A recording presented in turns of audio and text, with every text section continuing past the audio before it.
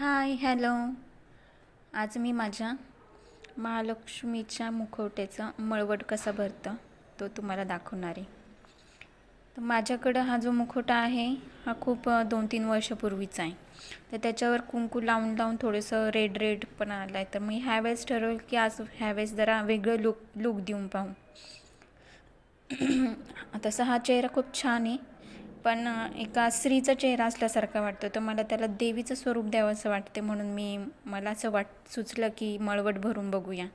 सुचलं म्हणजे देवीनीच माझ्या मनात आणून दिलं असं की ह्यावेळेस तू या पद्धतीचं स्वरूप कर म्हणून माझं. ठीक आहे, करून पाहू आता आपण. येल्लो कलर घेतला आहे मी. ॲक्रेलिक पेंटमध्ये जो असतो ना तो घेतला आहे, आणि त्याने पहिल्यांदा आउटलाईन करून घेतली पेन्सिलनी.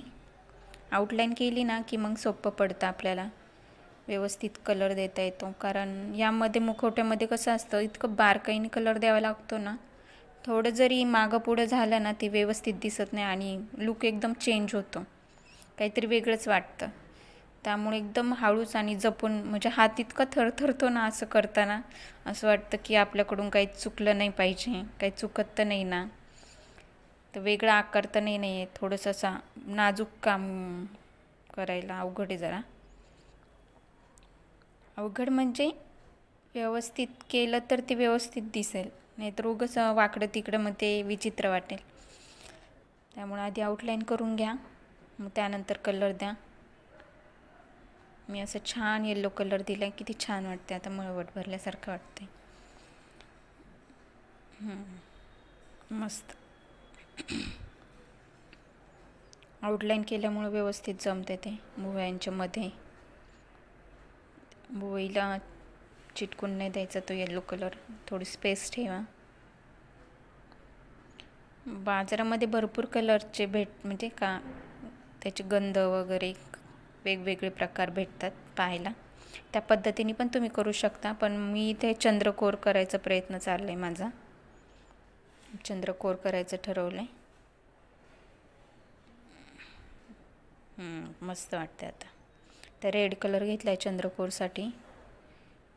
थोडंसं भीतीच वाटते की व्यवस्थित जमली पाहिजे ती चंद्रकोर. एकदम हळूवार करावं लागेल ते, एकदम हळूहळू.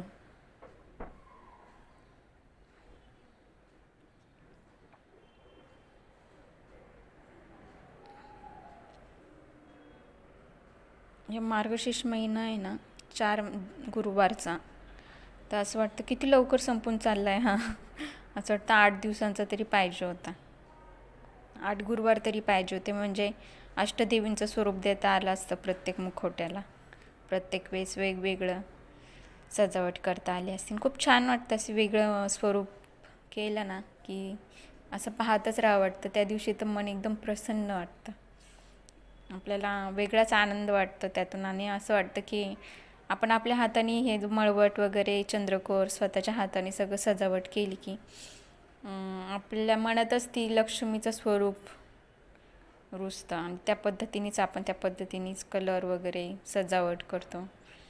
आणि ती भावना म्हणजे खरंच खूप आनंद देऊन जाणारी. परफेक्ट जमलं आहे मला. तर किती छान लुक वाटतं आहे, एकदम मस्तच लुक आला आहे. साक्षात देवीसारखंच रूप वाटतं आहे. आधी तर म्हणजे ती सुंदर स्त्री असल्यासारखं वाटत होतं, पण आता देवीच वाटते, एकदम साक्षात देवीच.